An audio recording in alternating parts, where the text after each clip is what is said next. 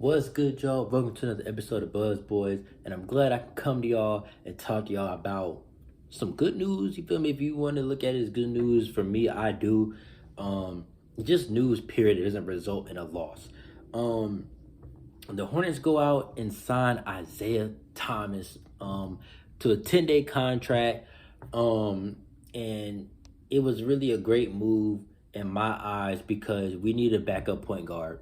It was a hole that needed to be filled. Even with Ish Smith on the team, he often wasn't good enough to really be out there. Every now and then he would have a game where, he, reach double digits and be able to keep playing. But most of the time he just wasn't doing what we needed him to do. And since he's been gone, we don't even have an able body to do it. And we're kind of running Terry Rozier into the ground, trying to force him to do it. And he's damn near playing 40 minutes a night. Like, we can't do that shit for real. And we already have enough injuries to worry about. We don't need to be running other players into the ground. So we go out and get Isiah Thomas, a guy who has been dominating the G League. He doesn't really want to be in the G League. Like, he was doing pro-ams and stuff earlier this season, cooking guys, giving them 60, 70. And, he thought that was going to be enough to get him into the league. He signed with the Denver Gold, whatever their team is called. He goes up there, has like 40, 50, goes crazy. The Lakers give him a 10-day, like right after that. That didn't work out, but much with the Lakers isn't working out right now. Shit. And then he went to another team after that. I can't quite remember off the top of my head. I want to say the Mavericks, but I'm not sure. Don't quote me on that. But I know he did receive a second 10-day from another team. Then he went back to the the Denver Gold a few weeks ago or whatever. He played like 3 games for them. He averaged 41 over those 3 games. And he literally gave the Greensboro Swarm 46. I talked about that in my other video a few days ago because it happened to be happening as I was recording. And I just happened to go to the box score, and bro, he had 46 on the Swarm. He cooked, and that was I talked about it because that was the game that Book Knight didn't play, but he was sent down. That was the game. That's when I talked about it. Isiah Thomas in 38 minutes, 46 points, 13 for 25 from the field, 9 for 17 from 3, 6 for 6 from free throw line. He was a plus 31. And then he had 7 assists on top of that. 46 points, 7 assists. He only had 2 fouls. He had 5 turnovers, but still, who fucking cares? And call it what you want. Oh, it's the G League, da-da-da. Is it in between being a normal G League player and completely dominating the G League to the point where it's blatantly obvious that you don't need to be there? When you're averaging 40-something points in the G League, you don't need to be there, bro. You don't need to be there. And, even though he's short or whatever, the Hornets need offense. That's just what it is. We're going to win games with our offense. We're not going to win games with our defense. We can't stop nobody. Haven't been able to stop nobody all year. We win because we average 114 points a game. We lose because we struggle with getting to 114 points a game. We've been having trouble the past few weeks with our scoring output and even getting to our averages of 114. So, you bring in somebody like Isiah Thomas who should be able to give you around 10 points off the bench. You look at it like that. Look at him as exactly what we did with Brad Wanamaker last year. He comes in a 10-day role, and if he plays well, you give him a contract for the rest of the year, and that's basically just somebody who can come in when LaMelo needs to sit down. And yesterday when the Lakers cut DeAndre Jordan and got DJ Augustine, I was like, damn, we should have got DJ Augustine because we need a backup point guard. Then we do this out the blue, and I'm happy that we made the move because we needed an able body.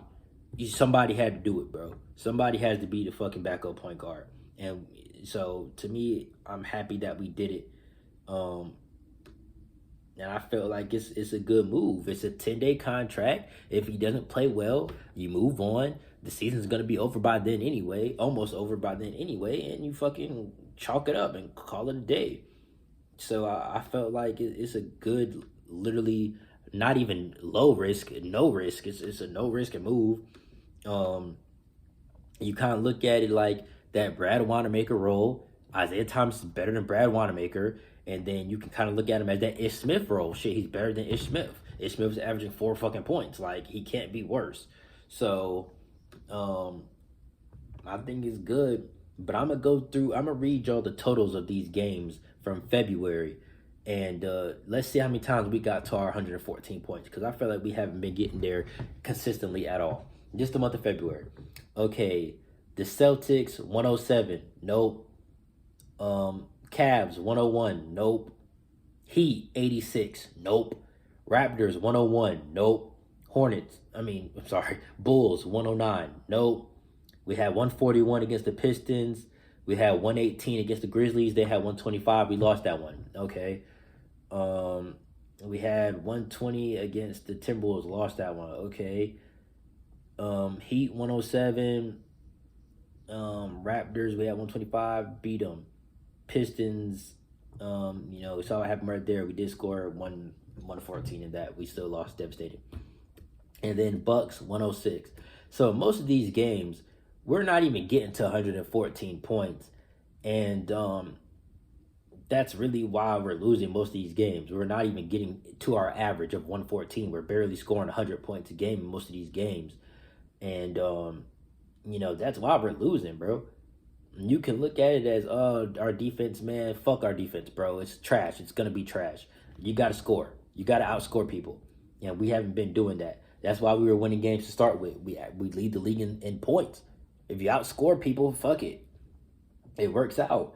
So, there's something that can help with that because we need backup bench production at the point guard spot the same way that we needed at the center spot. So that's kind of like, okay, we bring in Montrez, we bring in Isiah Thomas. Okay, let's see what happens, bro.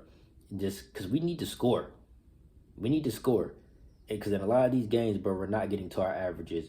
Like, we literally got to our average in the Pistons game that we lost. And you're like, okay, overtime buzzer beater, okay, it is what it is. And then the Grizzlies, that was a close game. But, okay, Ja Morant, they were playing amazing basketball. Okay, they give you 125. It was still a close game. The Timberwolves, Karl-Anthony Towns started going crazy, making threes. We wouldn't have been able to stop that shit either way. And that game went to overtime. We had 120. And then against the Heat, we had 107. They had 111. That shit went to double overtime. We got scammed. If we would have scored 114 points in a lot of these games, we would have won. We would have been okay. So, we need offense, bro. It is what it is. The defense is what the fuck it is. So, fuck it, bro. And that's what I've been saying for a long time. Like, Borrego, we're going to win games with our defense. No, the fuck we're not. You can try as hard as you possibly can on defense. You can put out the best defensive lineup that you got. It's not going to be enough to stop anybody. You're not holding people to 80, 90 points in the NBA. Bro, score. If you score your 114 points a game and you still lose, oh well, you take that. But we're not even getting to 114 most of the time. I just read y'all the whole month of February. And we got there 2-3 times. Like, I don't even know how we're still first in scoring because we're not getting up there most of the time. So, I feel like that's what really has to be the major difference, bro. Like, can y'all consistently get to y'all average of 114 points a game and see what y'all can do with that? We don't lose too many games getting to that point. And shit, like, most of the times we did, it was overtime. So it is what it is, bro. As far as the defense goes, you got to score. Whoever has the most points wins. That's the name of the game. But yeah, Isiah Thomas has been destroying the G League, and hopefully he can come in and have an impact here. And all you need is 8 to 10 points to justify the signing. Really, anything less than that is kind of like all right. But at the end of the day, it's a 10-day, and he's a veteran, bro, and we still need veterans in the locker room. So I love the move. Comment down below what y'all think about the move. I'm kind of on a time restraint right now. I would post highlights and shit of his G League play, but I'm really on a time constraint. I got to get this video out because I got to leave again. But, man, look, y'all just go check out his highlights against the Swarm, bro. Like, after this video, on YouTube, type it in, bro. It was a few days ago. He cooked us, gave him 46, bro. Like, he's been averaging 41 points and 6 assists. He's still averaging 6 assists. Like, he passes the ball. That's the craziest part.